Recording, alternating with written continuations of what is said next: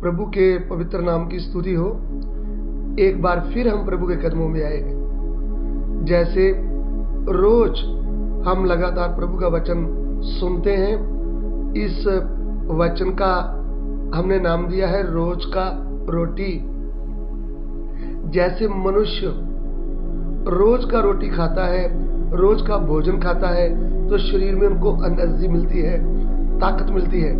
ऐसा हमारे आत्मा प्राण का आत्मिक भोजन प्रभु का वचन है, जिसको हमने नाम दिया रोज का रोटी। हमारा प्रभु यीशु भी कहते हैं कि मनुष्य केवल रोटी से जीवित नहीं रहेगा, परमेश्वर के मुंह से निकलने वाले वचन से ही जीवित रहता है। तो चलिए अनंत काल तक जीवित रहने के लिए प्रभु का पवित्र वचन हमें रोज खाना चाहिए। तो आज के ध्यान के लिए हम पढ़ लेंगे अफेसियों की पत्री, उसका 1 अध्याय, उसका 3 वचन। इफिसी अध्याय 1 वचन 3।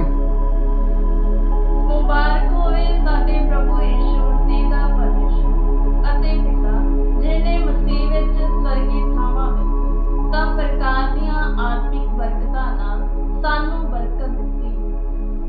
हमारे प्रभु यीशु मसीह के परमेश्वर और पिता का धन्यवाद हो कि उसने मसीह में स्वर्गीय स्थानों में सब प्रकार की आत्मिक आशीष दी है।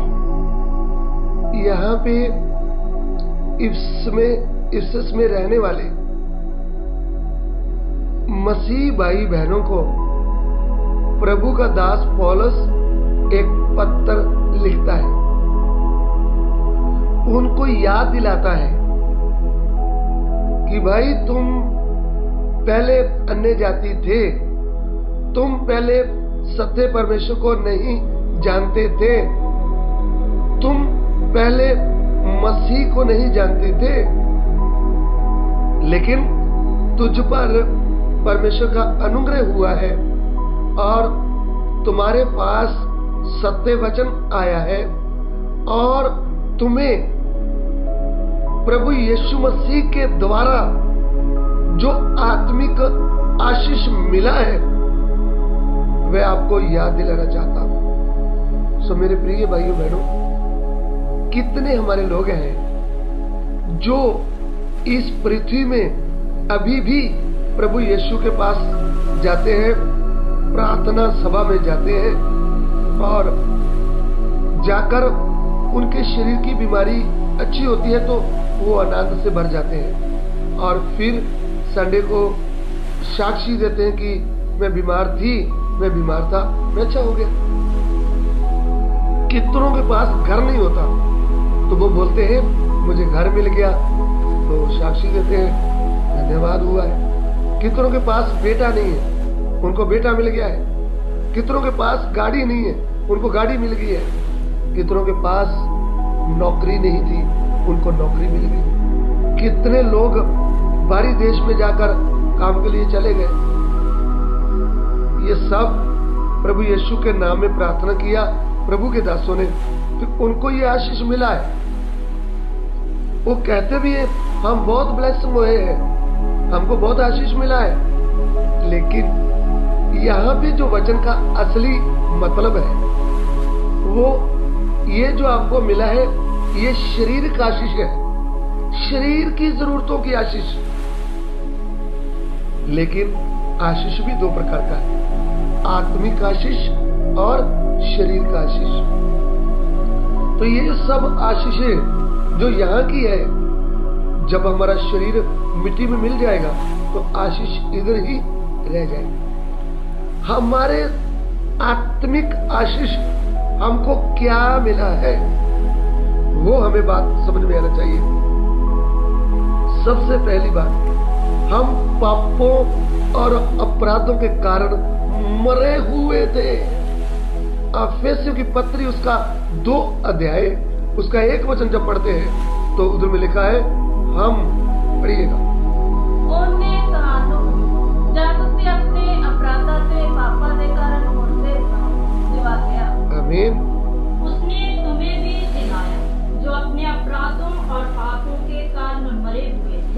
आत्मिक आशीष क्या है?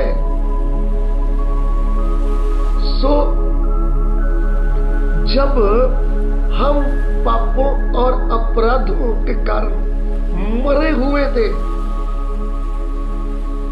आत्मिक तौर पर मरे थे। आपको मालूम, हमारा पहला माता पिता आदम और हवा पाप के कारण आत्मिक तौर पर मर गए थे, अदन के वाटिका में मर गए थे।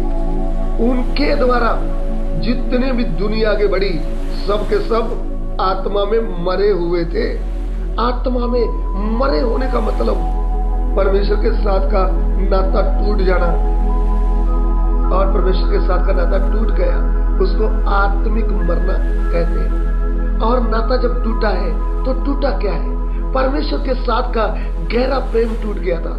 परमेश्वर का जो आदर था उनके अंदर, वो चले गया था। जो परमेश्वर का भय था, वो चले गया। जो परमेश्वर के ऊपर भरोसा था, विश्वास था, वो चले गया था। यह है आत्मिक मरना। तो जब वो मर गए, हम भी मरे हुए थे।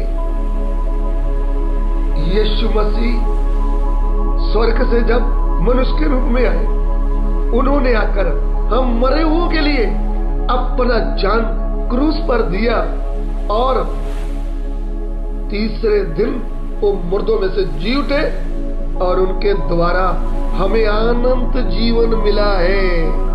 आत्मिक आशीष जो यीशु मसीह के द्वारा परमेश्वर ने मुझे दिया है, वो है अनंत जीवन। मैं कभी मरूंगी नहीं, मरूंगा नहीं। प्रभु यीशु कहते हैं, जो मुझ पर विश्वास करता है, चाहे वो मर भी जाए तो भी वो जिंदा है। प्रभु के नाम की स्तुति हो। ये हमें आत्मिक आशीष मिला। प्रभु आपको आशीष दे। प्रभु आपका वचन लोगों के हृदय में कार्य करे। पिता, हमारी विनती को ग्रहण करें। यीशु मसीह के पवित्र नाम से मांगते हैं, आमीन।